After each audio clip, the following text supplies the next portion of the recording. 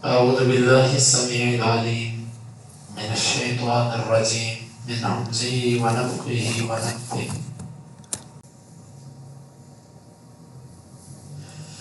وآمنوا بما أنزلت مصدقا لما معكم، اور تم ایمان لاؤ اس چیز پر جو میں نے اتاری.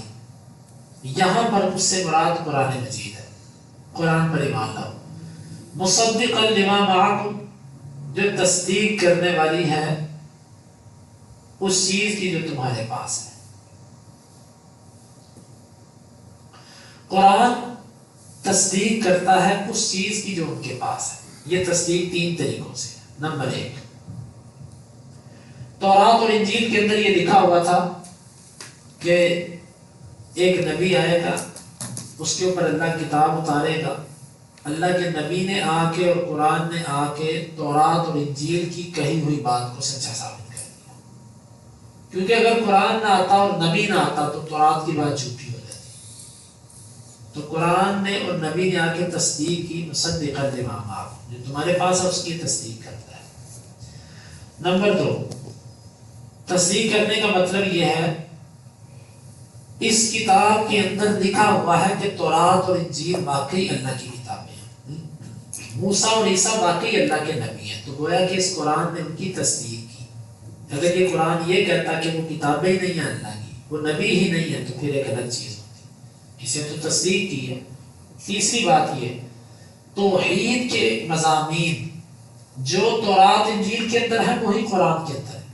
اس میں بھی ہے کہ اللہ کا کوئی شریک نہیں، اللہ کے ساتھ شریک نہ بناؤ. اس میں بھی یہی دعوت ہے. تو یہ کتاب تو تمہاری کتابوں کی تصدیق کرتی ہے. اور ایک اور طریقے سے اس کو سمجھیں، تم ایمان لاؤ جو میں نے اتارا وہ تصدیق کرتی ہے اس چیز کی جو تمہارے پاس. یعنی کہ اگر تم وہ کتاب تمہاری کتابوں کے خلاف ہوتی پھر تم ایمان نہ لاتے تو سمجھ بھی آتی، کہ چلو ٹھیک ہے بھائی وہ کتاب ان کی کتابوں کے خلاف ہے، یہ اس لیے نہیں مانتے. اور اللہ کے بندو، وہ کتاب جو ہے وہ تو تمہاری کتابوں کی تصدیق کرتی ہے اور پھر بھی تم ایمان نہیں لاتے. وَلَا تَكُونُوا أَوَّلَ كَافِرٍ بِهِ، اور تم اس کے پہلے کافر نہ بننا. پہلے کافر سے کیا ہو رہا ہے؟ سب سے پہلے کفر کرنے والے. یہاں پر ایک سوال ہے، کیا دوسرے کافر بننا جائز ہے؟ دوسرے بھی جائز نہیں ہے، دوسرے نمبر پہ کافر بننا. تو لیکن یہاں پر خرابی اور قباحت کی بنیاد پر کہا کہ جو سب سے پہلے کسی جرم کو کرتا ہے نا، اس کا جرم بعد میں کرنے والوں کے جرم سے زیادہ ہوتا ہے. جس طرح آدم کے 2 بیٹوں میں سے ایک نے قتل کیا، اور بعد میں جتنے بھی قتل ہوتے ہیں آدم کے اس ایک بیٹے کے قتل کا جرم بعد میں سب قتلوں کے جرم پر بھاری ہے. کیونکہ تم نے غلط طریقہ جاری کر دیا. اب اس طریقے پہ جو بھی چلے گا وہ تمہیں گناہ ملتا رہے گا. پہلے کافر نہ بننا. یہاں پر ایک سوال ہے، یہ بات خطاب کیا جا رہا ہے یہود کو کہ تم پہلے کافر نہ بنو، جبکہ اس سے پہلے کافر تو مشرکین مکہ بن چکے ہیں. آپ نے مشرکین مکہ کو دعوت دی، انہوں نے قبول نہ کی. آپ ہجرت کر کے مدینہ آ گئے. سب سے پہلے کافر مشرکین مکہ تھے کہ یہودی تھے؟ مشرکین مکہ تھے. تو یہود کو پہلا کافر کہنے کا کیا مطلب ہے؟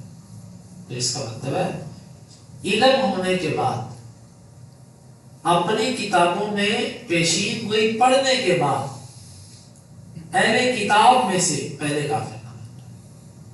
کیونکہ آج تک تمہیں انتظار رہا اس نبی کا، اور جب یہ تمہارے سامنے آ گیا تو اہل کتاب میں سے سب سے پہلے کافر تم ہو گئے. پھر اس کے بعد جو بھی کفر کرے گا تمہاری اولادوں میں سے وہ تمہاری وجہ سے کرے گا.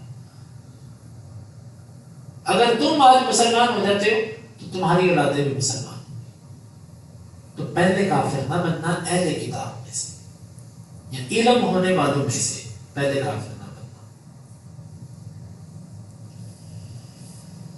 اس سے یہ بات سمجھ آتی ہے، میرے اور آپ کی اصلاح کے لیے اس میں یہ بات ہے کہ کوئی بھی جرم تو جرم ہوتا ہے، لیکن اس میں پہل کرنا جو ہوتا ہے یہ دو جرم ہوتے ہیں، ایک جرم اور دوسرا پہل، یہ دو خرابیاں۔ وَلَا تَشْتَرُوا بِآيَاتِي ثَمَنًا قَلِيلًا، میری آیتوں کو سستی قیمت کے بدلے نہ بیچ دینا۔ کیا اللہ کی آیتوں کو مہنگی قیمت پہ بیچنا جائز ہے؟ یہاں پر ثمن قلیل ساری دنیا ہے، کل متاع دنیا قلیل، آپ کہہ دو دنیا کا سامان ہے تھوڑا، اسی لیے اہل علم کہتے ہیں ثمن قلیل سے مراد، سفیان ثوری کہتے ہیں الدنیا بحذافیرها،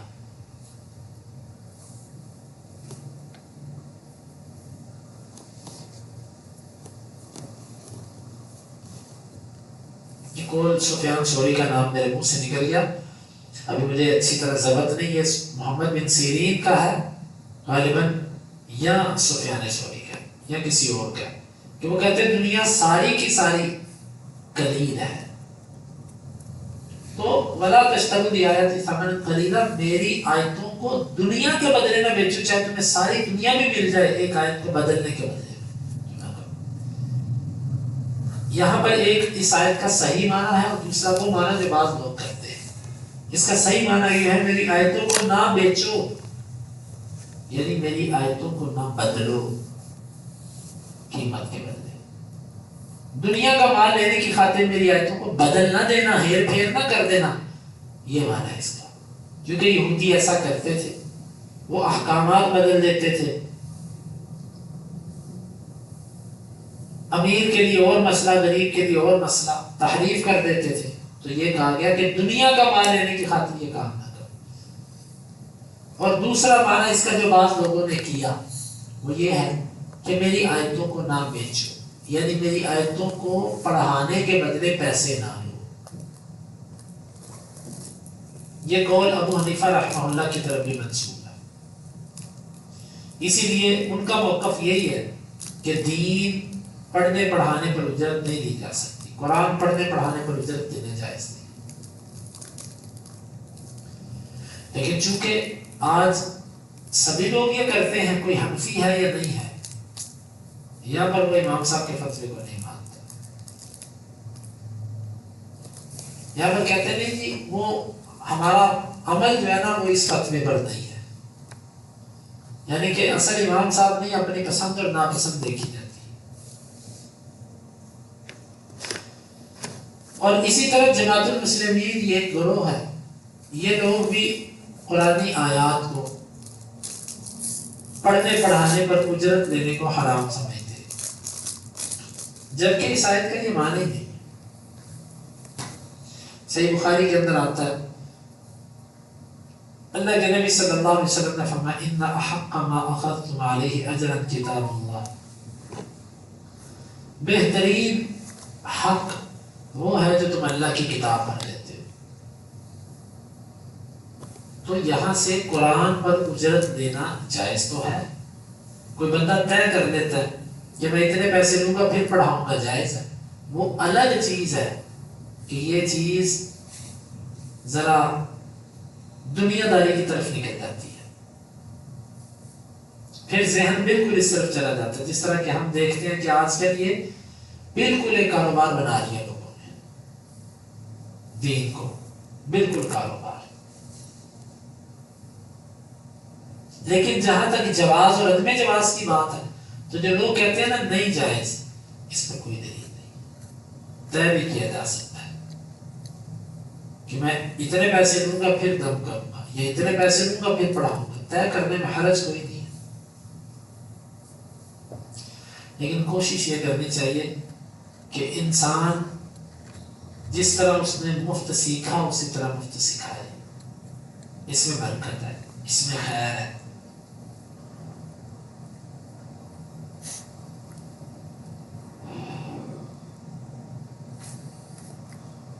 اور اسی طرح خلفائے راشدین، جس وقت عمر رضی اللہ عنہ کا زمانہ آیا تو ان کی تنخواہیں اور جو قراء علماء ہوتے تھے ان کے وظیفے حکومت سے جاری ہوتے تھے کہ تم قرآن پڑھو پڑھاؤ، علم سیکھو سکھاؤ، تمہارے وظیفے حکومت کی طرف سے جائیں گے۔